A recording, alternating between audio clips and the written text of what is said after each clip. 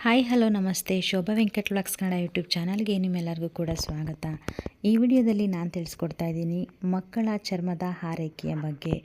ಯಾವ ಯಾವ ಕಾಲದಲ್ಲಿ ಯಾವ ಬಗೆಯಾಗಿ ಈ ಮಕ್ಕಳ ಚರ್ಮದ ಆರೈಕೆಯನ್ನು ಮಾಡಬಹುದು, ಹೇಗೆ ತಾಯಿ ಮಕ್ಕಳ ಆರೈಕೆಯ ಬಗ್ಗೆ ಚರ್ಮದ ಬಗ್ಗೆ ಗಮನ ಹರಿಸಬೇಕು ಅನ್ನೋದ ತಿಳ್ಕೊಳ್ಳೋಣ.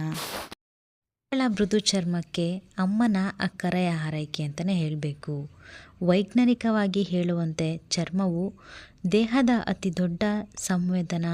ಬಿಸಿ ತಂಪು ತಿಳಿಯುವುದು, ನೋವು ಅಥವಾ ಉರಿ ಅರುವನ್ನು ಚರ್ಮದ ಮೂಲಕವೇ ನಾವು ತಿಳ್ಕೊತೀವಿ. ಇದೇ ಕಾರಣಕ್ಕೆ ಚರ್ಮವನ್ನು ದೇಹದ ಮೊದಲ ರಕ್ಷಣಾ ಪದರ ಅಂತ ಕರೀತಾರೆ. ಮಕ್ಕಳ ಚರ್ಮ ಸೂಕ್ಷ್ಮವಾಗಿರುವ ಕಾರಣ ಆರೈಕೆ ಅನ್ನುವಂಥದ್ದು ಅತ್ಯಗತ್ಯ. ಮಕ್ಕಳು ಯಾವಾಗಲೂ ಮನೆಯ ಒಳಗಡೆ ಆಡೋದಕ್ಕಿಂತ ಮನೆಯ ಹೊರಗಡೆ ಆಡುವಂಥದ್ದು ಸಾಮಾನ್ಯವಾಗಿದೆ. ಬ್ಯಾಕ್ಟೀರಿಯಾ, ಧೂಳು, ಬಿಸಿಲು ಎಷ್ಟೊಂದು ಬದಲಾವಣೆಗಳಿಂದ ದೇಹವನ್ನು ಕಾಪಾಡಿಕೊಳ್ಳುವಂಥದ್ದು ಪ್ರಮುಖ ಕೆಲಸ ಅಂದರೆ ಚರ್ಮದ್ದು. ನಮ್ಮ ದೇಹಕ್ಕೆ ಮತ್ತು ಮಕ್ಕಳ ದೇಹಕ್ಕೆ ಚರ್ಮವು ಕೇವಲ ಹೊರಗಿನ ಆವರಣವಲ್ಲ, ಅದು ನಮ್ಮ ದೇಹದ ಆರೋಗ್ಯದ ಕನ್ನಡಿ ಅಂತಲೇ ಹೇಳಬೇಕು. ನಮ್ಮ ದೇಹದಲ್ಲಿ ಅಥವಾ ನಮ್ಮ ಆರೋಗ್ಯ ಹಾಳಾಗಿದೆ ಅಂತ ತೋರಿಸೋದು ಮೊದಲನೇದಾಗಿ ಸ್ಕಿನ್ ಮುಖಾಂತರ ಅಂದರೆ ಚರ್ಮದ ಮುಖಾಂತರ. ಮಕ್ಕಳಲ್ಲಿ ವಿಶೇಷವಾಗಿ ಚರ್ಮ ತುಂಬ ಮೃದುವಾಗಿರುತ್ತೆ, ನಾಜೂಕಾಗಿರುತ್ತೆ. ಅದಕ್ಕಾಗಿ ಮಕ್ಕಳ ಚರ್ಮವನ್ನು ಹೆಚ್ಚು ಜಾಗೃತಿಯಿಂದ ನೋಡ್ಕೋಬೇಕು. ಚಳಿಗಾಲದಲ್ಲಿ ಮಕ್ಕಳಿಗೆ ಮೈತುಂಬ ಬಟ್ಟೆಯನ್ನು ಹಾಕಬೇಕು ಅಂದರೆ ಸ್ವೆಟರ್ಗಳು, ಕೈಚೀಲ, ಕಾಲ್ಚೀಲ, ಕೈ ಕಾಲು ದೇಹ ಮುಚ್ಚುವ ಹಾಗೆ ಮೈತುಂಬ ಬಟ್ಟೆಯನ್ನು ಹಾಕುವಂಥದ್ದು ತುಂಬ ಮುಖ್ಯ. ಆಗ ಸಹ ನಾವು ಮಕ್ಕಳಿಗೆ ಚರ್ಮದ ರಕ್ಷಣೆಯನ್ನು ಮಾಡಬಹುದು. ಕ್ಯಾಪ್ಗಳು ಹಾಕಬೇಕು. ತುಂಬ ಗಾಳಿ ಬೀಸ್ತಾ ಇರುತ್ತೆ, ಮುಖ, ಕೈ, ಕಾಲು, ತುಟಿ ಎಲ್ಲ ಒಡೆಯುವಂಥ ಚಾನ್ಸಸ್ ಜಾಸ್ತಿ ಇರುತ್ತೆ. ಶೀತ ಗಾಳಿ ಇರುತ್ತೆ, ಮಕ್ಕಳಿಗೆ ಶೀತ ಆಗುವಂಥ ಚಾನ್ಸಸ್ ಜಾಸ್ತಿ ಇರುತ್ತೆ. ಇನ್ನು ಮಕ್ಕಳನ್ನ ಹೊರಗಡೆ ಕರ್ಕೊಂಡು ಹೋಗುವಂಥದ್ದು ಅಥವಾ ಪಾರ್ಕ್ಗಳಿಗೆ ಆಟ ಆಡೋದಕ್ಕೆ ಕರ್ಕೊಂಡು ಹೋಗೋದಕ್ಕೆ ಒಳ್ಳೆಯ ಸಮಯ ಯಾವುದು ಅಂತ ಅಂದರೆ ಬೆಳಗಿನ 10ರಿಂದ 11 ಗಂಟೆಯ ಮೇಲೆ 3 ಗಂಟೆಯ ಒಳಗಡೆ ಮಕ್ಕಳನ್ನು ಆಟ ಆಡೋದಕ್ಕೆ ಅಥವಾ ಬೇರೆ ಎಲ್ಲಾದರೂ ಪಾರ್ಕ್ಗಳಿಗೆ ಬೇರೆ ಕಡೆ ಹೊರಗೆ ಕರ್ಕೊಂಡು ಹೋಗ್ತೀನಿ ಅನ್ನೋದಕ್ಕೆ ಸರಿಯಾದ ಸಮಯ ಇರುತ್ತೆ. ಯಾವುದೇ ಕಾಲ ಇದ್ರೂ ಅಷ್ಟೇ. ಅದರಲ್ಲೂ ಮಳೆಗಾಲದಲ್ಲಿ ತುಂಬ ಮುಖ್ಯವಾಗಿ ಆದಷ್ಟು ಮನೆಯಲ್ಲಿರೋದು ಉತ್ತಮವಾದದ್ದು. ತಾಯಿಯ ಗರ್ಭದಲ್ಲೇ ರೂಪುಗೊಳ್ಳುತ್ತದೆ. ತಾಯಿಯ ಆಹಾರ, ಆರೋಗ್ಯ ಮತ್ತು ಮನಸ್ಸಿನ ಸ್ಥಿತಿಯು ಮಗುವಿನ ಚರ್ಮದ ಮೇಲೆ ಪ್ರಭಾವ ಬೀರುತ್ತದೆ. ಮಗು ಹುಟ್ಟಿದ ನಂತರವೂ ಕೂಡ ಅದಕ್ಕೆ ತಿನ್ನಿಸುವಂಥ ಆಹಾರ, ಕುಡಿಸುವ ನೀರು, ಹವಾಮಾನ ಮತ್ತು ದಿನಚರಿಯ ಮೇಲೆ ಚರ್ಮದ ಆರೋಗ್ಯ ನಿಂತಿರುತ್ತದೆ.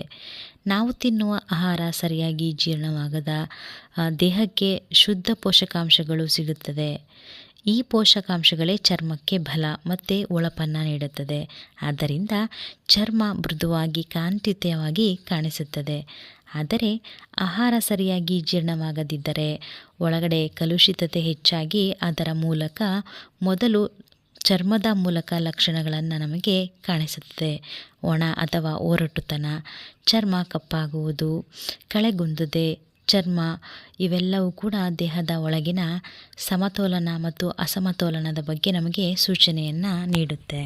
ಮಕ್ಕಳಿಗೆ ತಣ್ಣೀರಿನಿಂದ ಸ್ನಾನ ಮಾಡಿಸುವುದು, ಹೆಚ್ಚು ಸಾಬೂನು ಬಳಸುವುದು, ರಾಸಾಯನಿಕ ಮಿಶ್ರಿತ ಕ್ರೀಮ್ಗಳನ್ನು ಹಚ್ಚುವುದು, ಬಿಸಿಲಿನಲ್ಲಿ ಹೆಚ್ಚು ಸಮಯ ಆಟವಾಡುವುದು ಇವೆಲ್ಲವೂ ಕೂಡ ಚರ್ಮವನ್ನು ಹಾನಿಗೊಳಿಸಬಹುದು. ಹಾಗೆಯೇ ಸರಿಯಾದ ನಿದ್ದೆ ಇಲ್ಲದೆ ಇರುವುದು, ಹೆಚ್ಚು ಫಾಸ್ಟ್ ಫುಡ್ಗಳನ್ನು ತಿನ್ನಿಸುವುದು, ನೀರು ಕಡಿಮೆ ಕುಡಿಯುವುದು ಚರ್ಮದ ಆರೋಗ್ಯವನ್ನು ಕೆಡಿಸುತ್ತದೆ. ಹಾಗೆ ಋತುಗಳು ಬದಲಾವಣೆಯು ಕೂಡ ಮಕ್ಕಳ ಚರ್ಮದ ಮೇಲೆ ದೊಡ್ಡ ಪರಿಣಾಮವನ್ನು ಬೀರುತ್ತದೆ.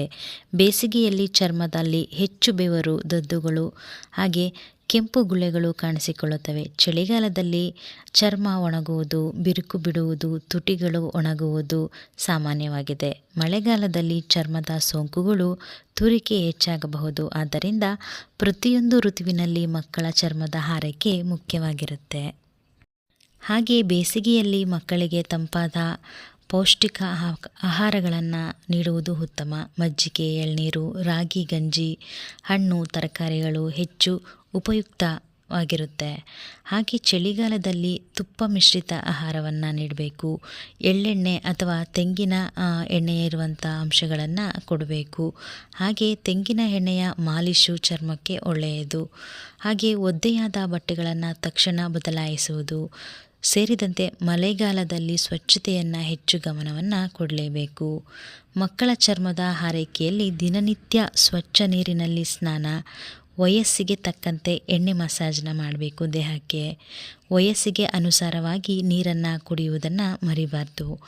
ಮಕ್ಕಳ ಚರ್ಮಕ್ಕೆ ಏನೇ ಸಮಸ್ಯೆ ಬಂದರೂ ಕೂಡ ಕೇವಲ ಹೊರಗಿನಿಂದ ಮದ್ದು ಹಚ್ಚುವುದು ಅಥವಾ ಯಾವುದಾದ್ರೂ ಕ್ರೀಮ್ನ ಹಚ್ಚುವುದು, ಆಹಾರ ಮತ್ತು ಜೀವನ ಶೈಲಿಯನ್ನು ಸರಿಪಡಿಸಿಕೊಳ್ಳಬೇಕು. ಚರ್ಮದ ಆರೋಗ್ಯ ಆರೈಕೆ ಹೇಗಿರಬೇಕು ಅಂತಂದರೆ, ಚರ್ಮದ ಮೇಲೆ ಔಷಧೀಯ ದ್ರವ್ಯಗಳನ್ನು ಮಿಶ್ರಣ ಮಾಡಿ ಹಚ್ಚುವುದು, ಇದು ಆಯುರ್ವೇದದಲ್ಲಿ ಲೇಪ ಅಂತಾರೆ. ಈ ಥರ ಮಾಡೋದು ತುಂಬ ಒಳ್ಳೆಯದು ದೇಹಕ್ಕೆ.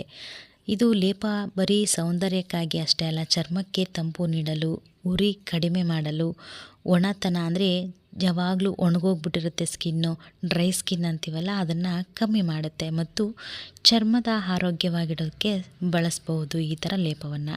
ಹಾಗೆ ಮಕ್ಕಳಿಗೆ ಔಷಧ ನೀಡುವುದಕ್ಕಿಂತಲೂ ಲೇಪದ ಮೂಲಕ, ಚರ್ಮದ ಮೂಲಕವೇ ಆರೈಕೆ ಮಾಡುವುದು ಸುರಕ್ಷಿತ ಮತ್ತು ಸುಲಭ ಅಂತಲೇ ಹೇಳ್ಬೋದು. ಈ ಲೇಪವನ್ನು ತಾಜಾ ತಯಾರಿಸಬಹುದು ಮನೆಯಲ್ಲೇ, ಮನೆಮದ್ದು ಅಂತ ಹೇಳ್ತೀವಲ್ಲ ಹಾಗೆ. ಮಕ್ಕಳಿಗೆ ಹಚ್ಚುವಂಥ ಕ್ರೀಮ್ಗಳು ಅಥವಾ ಕೆಲವೊಂದು ಪೌಡರ್ಗಳು ಅಥವಾ ಬೇರೆ ಯಾವುದೇ ವಸ್ತು ಆಗಲಿ, ಆ ವಸ್ತುವಿನ ಡೇಟ್ ಮುಗ್ದಿದೆಯಾ ಇಲ್ವಾ ಅಂತ ತಿಳ್ಕೊಂಡು ಹಚ್ಚುವಂಥದ್ದು ಉತ್ತಮವಾದದ್ದು. ಹಳೆಯದರ ಮರುಬಳಕೆಯನ್ನು ಮಾಡಬಾರ್ದು. ಚರ್ಮವನ್ನು ಸ್ವಚ್ಛವಾಗಿ ತೊಳೆದ ನಂತರ ಮಾತ್ರ ಹಚ್ಚಬೇಕು ಕ್ರೀಮ್ಗಳನ್ನ. ಸಂಪೂರ್ಣವಾಗಿ ಒಣಗಿದ ಮೇಲೆ ಅಥವಾ ಸಂಪೂರ್ಣವಾಗಿ ಒಂದು ಬಟ್ಟೆಯನ್ನು ತಗೊಂಡು ನೀಟಾಗಿ ನೀರಿನ ಅಂಶವನ್ನೆಲ್ಲ ಒರೆಸಿದ ಮೇಲೇ ಕೆಲವೊಂದು ಔಷಧಿಗಳನ್ನು ಹಚ್ಕೋಬೇಕಾಗತ್ತೆ, ಕ್ರೀಮ್ಗಳನ್ನು ಹಚ್ಕೋಬೇಕಾಗತ್ತೆ. ಅದು ತುಂಬ ಉತ್ತಮವಾದದ್ದು.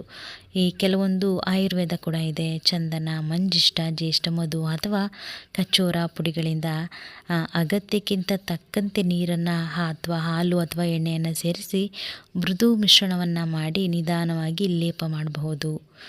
ನೀರು ಅಥವಾ ಹಾಲಿನಲ್ಲಿ ಬೆರೆಸಿದ ಲೇಪವೇ ಮಕ್ಕಳಿಗೆ ತುಂಬ ಸೂಕ್ತವಾಗಿರುತ್ತೆ.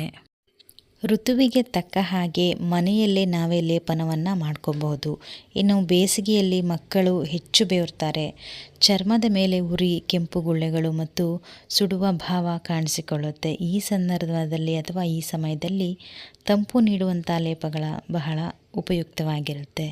ಇನ್ನು ಚಂದನದ ಪುಡಿ ಅಥವಾ ಚಂದನ, ಜ್ಯೇಷ್ಠಮಧು ಲೇಪವನ್ನು ನೀರು ಅಥವಾ ಹಾಲಿನಲ್ಲಿ ಬೆರೆಸಿ ಹಚ್ಚಿದರೆ ಚರ್ಮ ತಂಪಾಗಿರಲು ಸಹಕರಿಸುತ್ತೆ.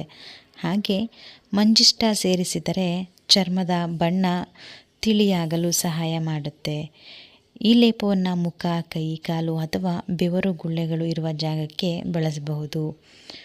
ಮಳೆಗಾಲದ ಸಮಯದಲ್ಲಿ ಚರ್ಮದ ಮೇಲೆ ತುರಿಕೆ ಅಥವಾ ಅಲರ್ಜಿ ಅಥವಾ ಸಣ್ಣ ಸೋಂಕುಗಳು ಹೆಚ್ಚಾಗಿರುತ್ತೆ. ಈ ಕಾಲದಲ್ಲಿ ಲೇಪಗಳು ಚರ್ಮವನ್ನು ಒಣಗಿಸುತ್ತೆ, ಅತಿಯಾದ ತೇವವನ್ನು ಕಡಿಮೆ ಮಾಡಬೇಕು ಅಥವಾ ಮಾಡುತ್ತೆ. ಕಚೋರ ಮತ್ತು ಮಂಜಿಷ್ಟವನ್ನು ಕೂಡ ಸ್ವಲ್ಪ ನೀರಲ್ಲಿ ಬೆರೆಸಿ ಹಚ್ಚಿದರೆ ಚರ್ಮದ ದುರ್ಗಂಧ ಭಾಗಗಳು ಅಥವಾ ತುರಿಕೆ ಮತ್ತು ಸೋಂಕು ಕಡಿಮೆಯಾಗುತ್ತೆ. ಚಳಿಗಾಲದಲ್ಲಿ ಮಕ್ಕಳ ಚರ್ಮ ಒಣಗುವುದು, ಬಿರುಕು ಬಿಡುವಂಥದ್ದು, ತುಟಿ ಒಣಗುವಂಥದ್ದು, ಮಂಡಿಗಳು ಅಥವಾ ಪಾದಗಳಲ್ಲೆಲ್ಲ ಬಿರುಕು ಹೊಡೆಯುವಂಥದ್ದು ಸಾಮಾನ್ಯವಾಗಿದೆ. ಹೀಗಾಗಿ ಪೋಷಣೆಯನ್ನು ನೀಡುವುದು, ಲೇಪಗಳನ್ನು ಹಚ್ಚುವುದು ಅಥವಾ ಲೋಷನ್ಗಳನ್ನು ಹಚ್ಚುವುದು ಅತ್ಯಗತ್ಯ ಅಂತ ಹೇಳಬೇಕು. ಹಾಗೆ ಶಾಲೆ ಅಕ್ಕಿಯನ್ನು ಬೇಯಿಸಿ ಹಾಲಿನಲ್ಲಿ ಮಿಶ್ರಣ ಮಾಡಿ ಲೇಪವನ್ನು ಹಚ್ಚಿದರೆ ಚರ್ಮ ಮೃದುವಾಗುತ್ತೆ. ಜ್ಯೇಷ್ಠಮಧು ಸೇರಿಸಿದರೆ ತುರಿಕೆ ಮತ್ತು ಒಣಗುವಿಕೆಯನ್ನು ಕಡಿಮೆಯನ್ನು ಮಾಡಬಹುದು. ಮಕ್ಕಳ ಚರ್ಮದ ಆರೋಗ್ಯವು ಕೇವಲ ಸೌಂದರ್ಯದ ವಿಷಯವಲ್ಲ, ಅದು ಮಗುವಿನ ಆರೋಗ್ಯದ ಭಾಗ್ಯವೂ ಕೂಡ ಹೌದು. ಸರಿಯಾದ ಆಹಾರ, ಋತುವಿಗೆ ತಕ್ಕ ಜೀವನ ಶೈಲಿ ಮತ್ತು ಸ್ವಚ್ಛತೆ ಇವನ್ನೆಲ್ಲ ಪಾಲಿಸ್ತಾ ಬಂದರೆ ಮಕ್ಕಳ ಚರ್ಮ ಸಹಜವಾಗಿಯೇ ಆರೋಗ್ಯದಿಂದ ಹೊಳೆಯುತ್ತದೆ ಅಂತಾರೆ. ಹಾಗೆ ಇದಿಷ್ಟು ಲೇಪಗಳ ಬಗ್ಗೆ ಹೇಳಿದ್ನಲ್ಲ, ನಿಮಗೆ ಗೊತ್ತಿದ್ದರೆ ಮಾತ್ರ ಮನೆಗೆ ಮದ್ದುಗಳ ಥರ ಯೂಸ್ ಮಾಡ್ಬೋದು. ಇಲ್ಲ ಅಂದರೆ ಅಂಗಡಿಗಳಲ್ಲಿ ಅಥವಾ ಮೆಡಿಕಲ್ ಸ್ಟೋರ್ಗಳಲ್ಲಿ ಲೋಷನ್ಗಳು ಸಿಗುತ್ತೆ. ಆ ಕಾಲಕ್ಕೆ ತಕ್ಕಂತೆ ಲೋಷನ್ಗಳನ್ನ ನೀವು ಅಪ್ಲೈ ಮಾಡಬಹುದು. ಚಳಿಗಾಲ, ಮಳೆಗಾಲ ಅಥವಾ ಬೇಸಿಗೆ ಕಾಲ ಯಾವುದೇ ಕಾಲ ಆಗಲಿ ಮಕ್ಕಳಿಗೆ ದಿನಕ್ಕೆ ಒಂದು ಬಾರಿಯಾದರೂ ಮೈ ಸ್ನಾನ ಮಾಡಿಸಿ, ವಾರಕ್ಕೆ 2 ಬಾರಿ ತಲೆ ಸ್ನಾನವನ್ನು ಮಾಡಿಸಿ, ಹಾಗೆ ಎಣ್ಣೆಯನ್ನು ನೆತ್ತಿಗೆ ಕಾಯಿಸಿ ಹಾಕಬೇಕು. ಮಕ್ಕಳ ಉಗುರನ್ನು ಕಟ್ ಮಾಡಬೇಕು. ಮಕ್ಕಳು ಹೊರಗಡೆಯಿಂದ ಆಟ ಮಾಡಿ ಬಂದಾಗ ಅಥವಾ ಏನಾದರೂ ತಿನ್ನೋದಕ್ಕೆ ಅಂತ ಬಂದಾಗ ಕೈಗಳನ್ನು ಸ್ವಚ್ಛವಾಗಿ ಸಾಬೂನಿನಿಂದ ಅಥವಾ ಹ್ಯಾಂಡ್ ವಾಶಿಂದ ನೀಟಾಗಿ ಕೈ ತೊಳೆಸೋದನ್ನು ಅಭ್ಯಾಸ ಮಾಡಬೇಕು. ಸ್ವಲ್ಪ ಮೇಜರ್ ಇದ್ದರೆ ಮಕ್ಕಳು ತಿಳ್ಕೊತಾರೆ ನಾವು ಹೇಳ್ತೀವಿ ಅನ್ನೋದಾದರೆ ಆ ಮಕ್ಕಳಿಗೆ ಸೆಲ್ಫ್ ಕೇರ್ ಅನ್ನೋದನ್ನು ನಾವು ತಿಳಿಸ್ಕೊಡ್ಬೇಕು. ಅವರು ಸ್ವತಃ ಹೇಗೆ ಕೈ ತೊಳ್ಕೊಳ್ಬೇಕು, ಯಾವುದರಿಂದ ಕೈ ತೊಳ್ಕೊಬೇಕು ಮತ್ತು ಕೈ ತೊಳೆಯೋದ್ರಿಂದ ಏನೆಲ್ಲ ಉಪಯೋಗ ಇದೆ ಪ್ರತಿಯೊಂದನ್ನು ಮಕ್ಕಳಿಗೆ ಹೇಳಬೇಕು. ಇದಿಷ್ಟು ಮಕ್ಕಳ ಚರ್ಮದ ಆರೋಗ್ಯದ ಬಗ್ಗೆ ವಿಡಿಯೋ ಆಗಿದ್ದು, ಈ ವಿಡಿಯೋ ಇಷ್ಟ ಆಗಿದರೆ ನಿಮ್ಮ ಫ್ರೆಂಡ್ಸು ಫ್ಯಾಮಿಲಿಗೆ ಶೇರ್ ಮಾಡಿ. ಹಾಗೆ ಸಬ್ಸ್ಕ್ರೈಬ್ ಮಾಡೋದನ್ನು ಮರಿಬೇಡಿ, ಸಪೋರ್ಟ್ ಮಾಡೋದನ್ನು ಮರಿಬೇಡಿ. ನಾನು ಸಿಗ್ತೀನಿ ಇನ್ನೊಂದು ಇನ್ಫಾರ್ಮೇಟಿವ್ ಆಗಿರುವಂಥ ವಿಡಿಯೋ ಜೊತೆ. ನಾನಿನ್ನೂ ಹೋಗಿ ಬರ್ತೀನಿ. ಬಾಯ್ ಬಾಯ್.